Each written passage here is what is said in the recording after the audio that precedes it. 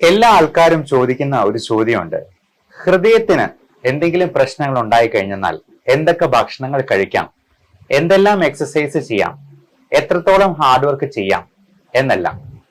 ഇന്നലെ വരെ നോർമലായി നടന്നിരുന്ന ഒരു വ്യക്തി പെട്ടെന്ന് ഒരു അറ്റാക്ക് വരികയും അത് ഹോസ്പിറ്റലിൽ എത്തുകയും ഒന്നെങ്കിൽ മരുന്നുകൊണ്ട് മാത്രം ചികിത്സ നടത്തുകയോ അല്ലെന്നുണ്ടെങ്കിൽ ആൻജിയോപ്ലാസ്റ്റി അല്ലെന്നുണ്ടെങ്കിൽ ബൈപ്പാസ് തുടങ്ങിയിട്ടുള്ള ഒരു ട്രീറ്റ്മെന്റ് കൊണ്ട് ജീവൻ തിരിച്ചു കിട്ടുകയും ചെയ്തു കഴിഞ്ഞാൽ ഇപ്പോൾ രോഗിയെ സംബന്ധിച്ചോളം അവരുടെ ബൈസ്റ്റാൻഡേഴ്സിനെ സംബന്ധിച്ചോളം ഒരു പുതിയ അനുഭവമായിരിക്കും.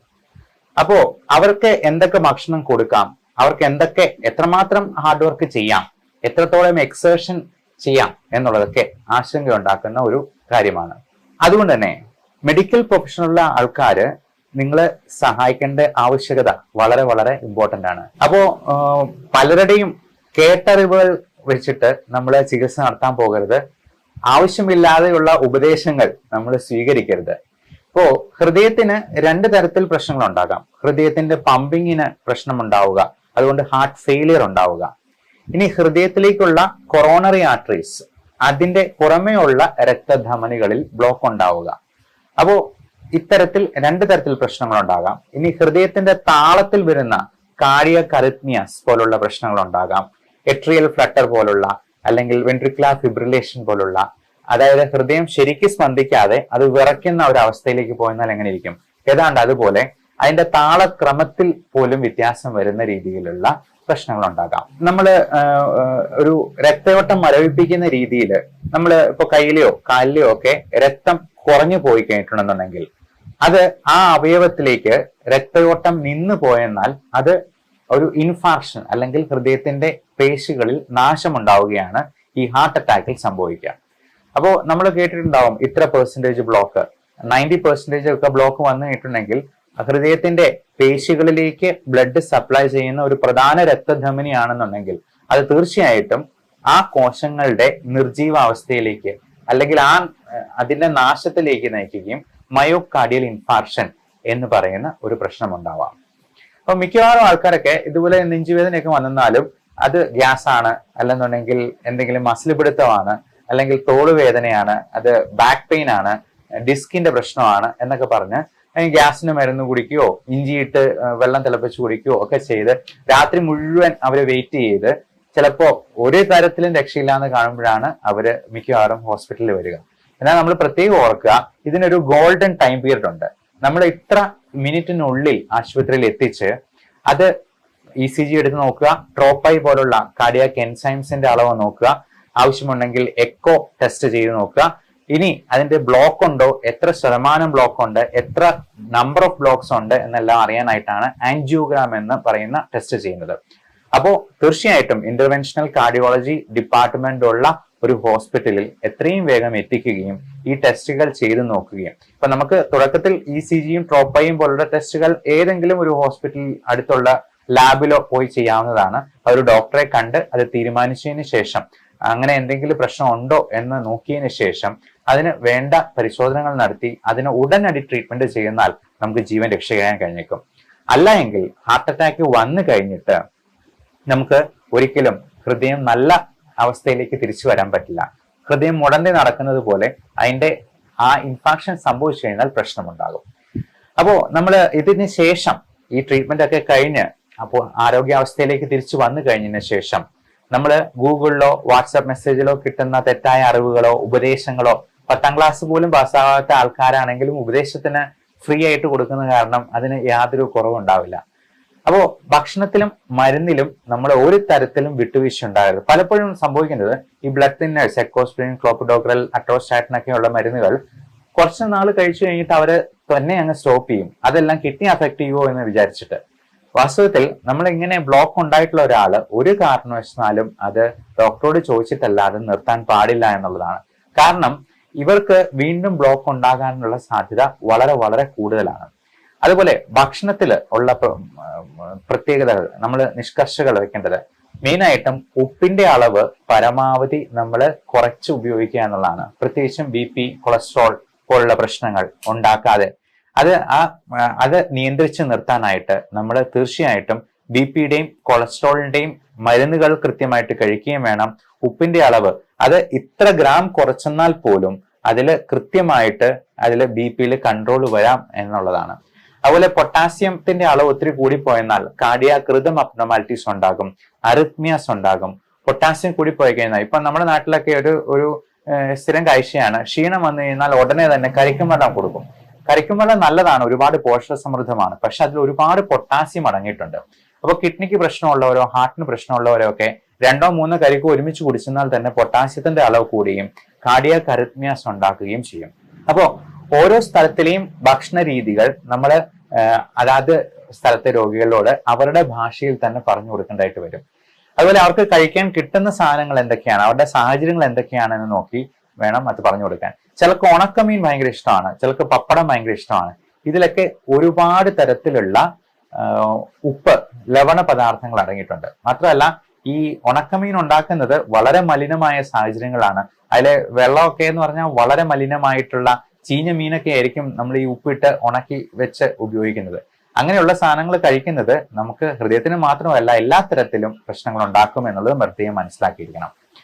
അതേപോലെ തന്നെ നമ്മൾ ഈ ധാന്യാഹാരങ്ങൾ കഴിക്കുമ്പോൾ എപ്പോഴും നല്ല പോളിഷ്ഡ് ആയിട്ടുള്ള റൈസ് കഴിക്കുന്നതിന് പകരം നല്ല രീതിയിൽ തവിടടങ്ങിയിട്ടുള്ള പാലക്കാടൻ മട്ട പോലുള്ള ചുവന്ന അരി കഴിക്കാനായിട്ട് നോക്കുക.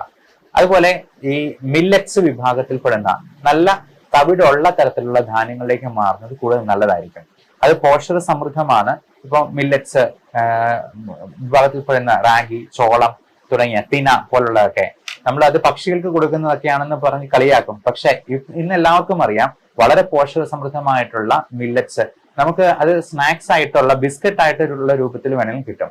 അതുപോലെ ഫൈബർ കണ്ടന്റ് നല്ല കൂടുതലാക്കാൻ വേണ്ടി ഇപ്പോ നല്ല പച്ചക്കറികളും പഴങ്ങളും അധികം മധുരമില്ലാത്ത ഫ്രക്ടോസ് കണ്ടന്റ് ഒരുപാട് നമ്മൾ കൂടിയുള്ള ഫ്രൂട്ട്സ് കഴിക്കുമ്പോഴത്തേക്കും ഷുഗർ കൂടാനുള്ള സാധ്യതയുണ്ട്. ഡയബറ്റിസ് എന്ന് പറയുന്നത് അതുകൊണ്ട് തന്നെ അറ്റാക്കിന്റെ റിസ്ക് 5 times എങ്കിലും കൂടുകയാണ് ചെയ്യുന്നത്.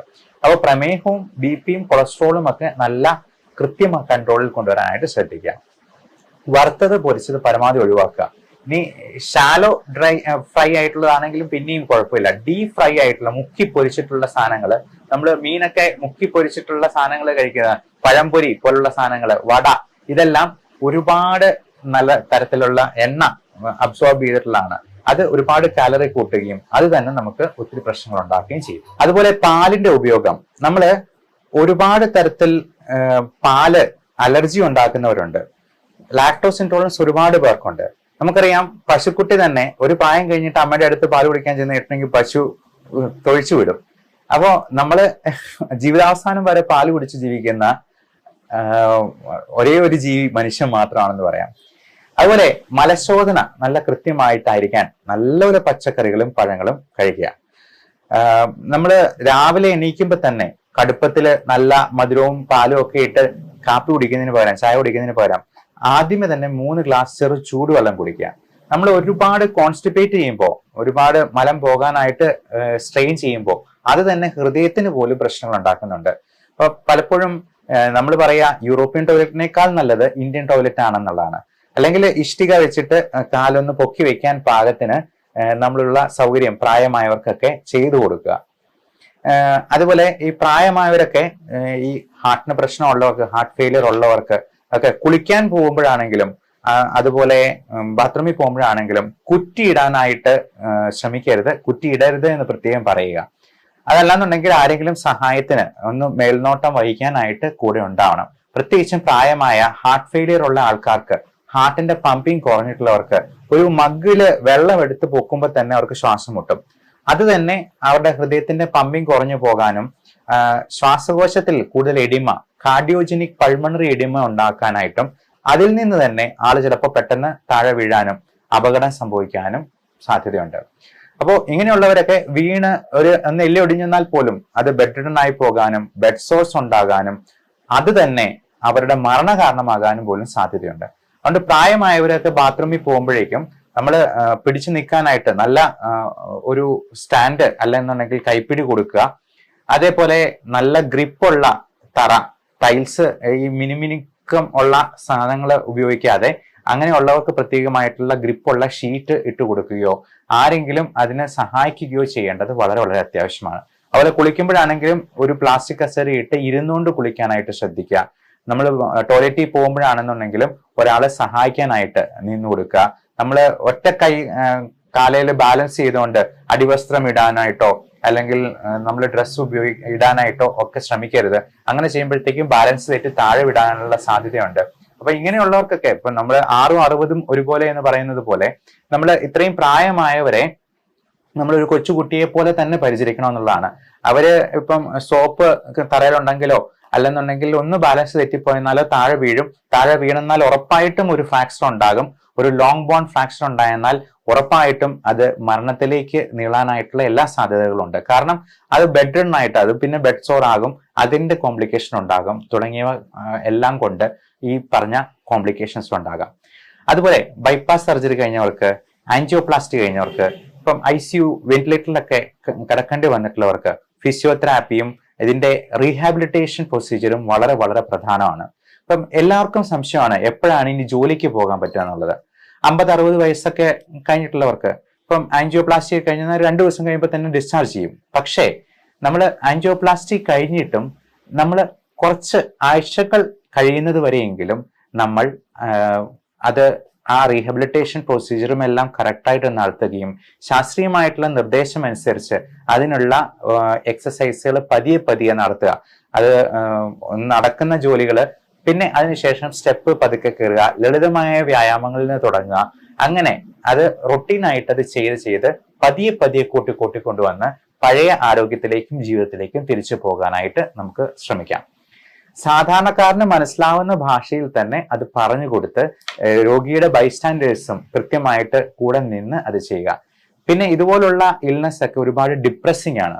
ഈ മെന്റൽ സ്ട്രെസ് കൂടുന്നത് തന്നെ അപ്പൊ ആൾക്ക് ജോലിക്ക് പോകാൻ പറ്റുന്നില്ല, എന്തെങ്കിലും കടബാധ്യതകളോ EMI അടയ്ക്കാനോ ഒക്കെ ഉണ്ടെന്നുണ്ടെങ്കിൽ ജോലിക്ക് പോകാൻ പറ്റാത്തതിന്റെ ടെൻഷൻ ഒരു ഭാഗത്ത്, പൈസ ചിലവാകുന്നു എന്നുള്ളതിന്റെ വേറൊരു ടെൻഷൻ, പിന്നെ ഉറക്കമില്ലായ്മ, മരുന്നുകളൊക്കെ കഴിക്കേണ്ടി വരുന്നു എന്നുള്ളതിന്റെ ഒരു ഡിപ്രഷൻ വേറെ. അപ്പൊ ഇങ്ങനെയുള്ള കാര്യങ്ങളൊക്കെ കൊണ്ട് തന്നെ ഈ സ്ട്രെസ് ഫാക്ടർ കൂട്ടുകയും ഇത് ഓക്സിഡേറ്റീവ് സ്ട്രെസ് തന്നെ ഫ്രീ റാഡിക്കൽസിന്റെ പ്രവർത്തനം ഉണ്ടാക്കുകയും അത് തന്നെ കൂടുതൽ BP-യും ഷുഗറും കൊളസ്ട്രോളും ഒക്കെ കൂടാനും വീണ്ടും അറ്റാക്ക് ഉണ്ടാകാനും ഒക്കെ കാരണമാകാറുണ്ട്. അതുകൊണ്ട് ഇങ്ങനെ മെന്റൽ സ്ട്രെസ് ഉണ്ടാകുമെന്ന് കണ്ടറിഞ്ഞ് അവർക്ക് ഇച്ചിരി ദേഷ്യമൊക്കെ കൂടുതലായിരിക്കും, അഡ്ജസ്റ്റ് ചെയ്യാനൊക്കെ ഇച്ചിരി ബുദ്ധിമുട്ടായിരിക്കും.